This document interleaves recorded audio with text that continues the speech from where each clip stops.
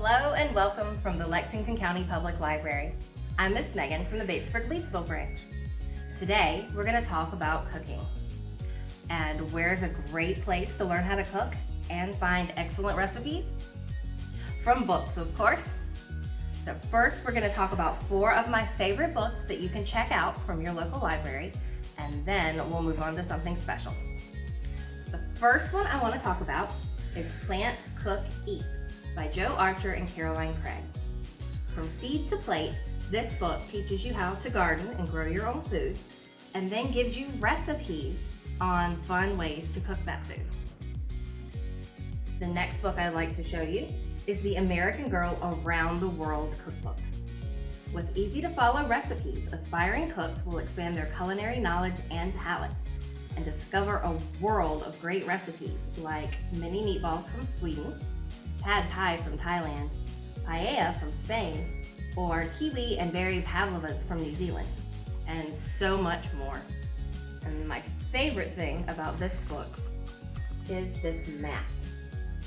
So you can pick a country that you want to learn a recipe from, and it will tell you what page to find it on. Our third book, Twisted Up by Jack Witherspoon. This is by far my favorite book that we're going to talk about today because it was written when the author, Jack Witherspoon, was just 11 years old. You can read more about Jack's story by checking out this book from the library or looking at his website. Jack likes to change around recipes, make them his own, and he calls it twisting it up. Our final book that we're going to talk about today, and where our recipe comes from, is The Young Chef by Mark Ainsworth. This book is geared towards 10 to 14-year-olds or anyone just learning how to cook. The author teaches at the Culinary Institute of America, and he has 2 teenage daughters, so you can be sure he knows what he's writing about. There are a couple of different things that I really like about this book. The first is how it's organized. So you have 2 sections, learning the basics and recipes. You have learning the basics first because it teaches you about kitchen safety, the equipment and techniques you'll need, cooking methods, and how food actually fuels your body. And then we'll get into our recipe, which is pancakes. This is one of the first things that I learned how to cook on my own, so I thought it would be fun to share it with you guys. And let me show you real quick the other thing that I really like about this book. Just like Jack's Twisting It Up, this book gives you options for variations, things you can add in, ways to make different pancake flavors. Who likes pumpkin pancakes? Me.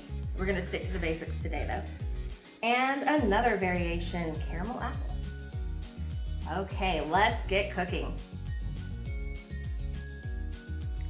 Okay, we are ready to cook.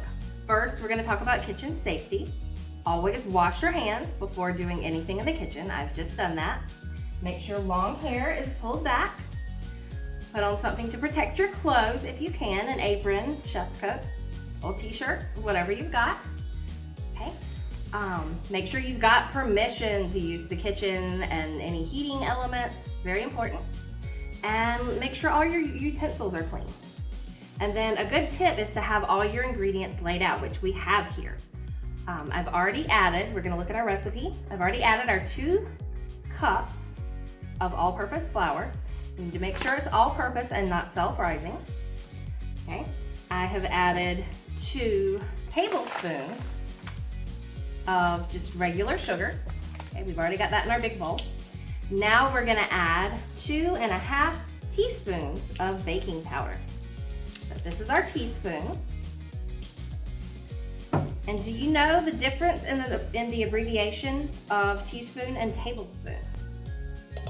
1 and 2, and then we'll get the half.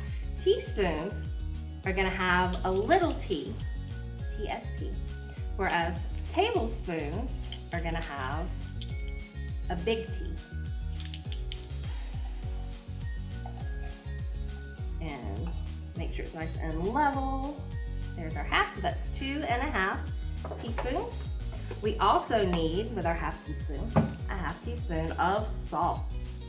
So if you're using baking powder, you're always gonna have salt. They kind of work together to activate each other.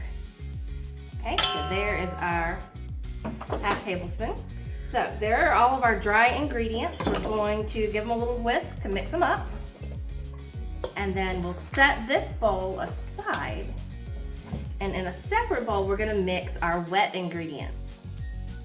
Okay, for that, we have a cup and a cup and 3/4. Always good to double check your recipe of milk. I've already measured this out. You can see the line. We're gonna add that in. Okay, put that to the side. And then it calls for 2 eggs. We have our eggs. I always, can move the book out of the way a little bit. I always crack my eggs into a different container because you don't want to get any shells. So if you crack them in something else first, then that gives you a chance to check. So there's 1, and we have no shells, so we'll throw that in. And here's 2.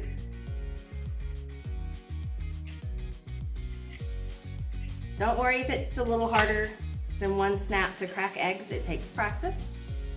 Okay, so we're gonna sit all of this over to the side, and we're gonna mix these together a little bit.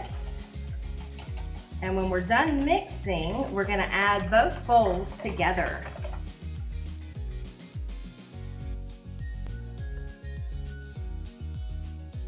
Okay, so we've mixed our 2 bowls together, our wet ingredients in the small bowl and with our dry ingredients. And we've preheated our electric griddle to about 300 degrees. Okay. We're gonna use our 4th cup measuring cup to make our pancakes. That keeps them all roughly the same size. Okay. Make sure you scrape the edges on the bowl so you don't make a mess. That's the goal. Okay. We also spray the griddle with some non-stick cooking spray. You can also use butter or olive oil or coconut oil, something non-stick. Okay. Now, we all know we have to flip our pancakes halfway. The way you know that it's time to flip them is when you see the bubbles start popping and the edges start to dry out a little bit. So while we're waiting on our pancakes to cook on this side, I want to thank the South Carolina State Library's Read, Eat, Grow initiative. They are the ones that provided all of these wonderful tools, whisks, bowls, spatulas, the griddle, that allowed us to do this program for you guys. So, we have 1 bubble, we're getting there. Okay, also, we're not quite there yet. Now's a good time to talk about the different things you can do to twist up or make your recipe your own. Who puts syrup on pancakes? Me, I do plain maple syrup. My mom likes grandma's molasses, but it's traditional, a lot of people like it. You can add fruit on top, you can add caramel, you can add whipped cream, powdered sugar. You can even add stuff into the batter itself. So we kept it pretty simple today. Oh, look, we have some bubbles popping. So we're gonna take our spatula and very carefully flip. Okay, you do not have to flip them up to the ceiling. Please don't, you'll get me in trouble. Let's not do that. See how nice and brown they are? See the bubbles have popped, they're coming loose pretty easy. Okay, you've got about another minute or so on this side. Say you wanted to make chocolate chip or blueberry pancakes. You would add about half a cup of chocolate chips or blueberries or both, or maybe some nuts into your batter and just give it a little stir just to mix it together and cook them just like you would these, and you would have fancy schmancy pancakes. Okay. So I believe our pancakes are done. I'm getting comments from the peanut gallery out there. So here we have, let's flip it over. Looks nice and brown on both sides. And we'll add it to our plate here. We made a few earlier to test it out. Who doesn't like pancakes? Okay, so we're going to turn off our heating element here. And then we're gonna go wash all our dishes. You can't leave a mess in the kitchen. But first, we're gonna go eat some pancakes. Have a good day.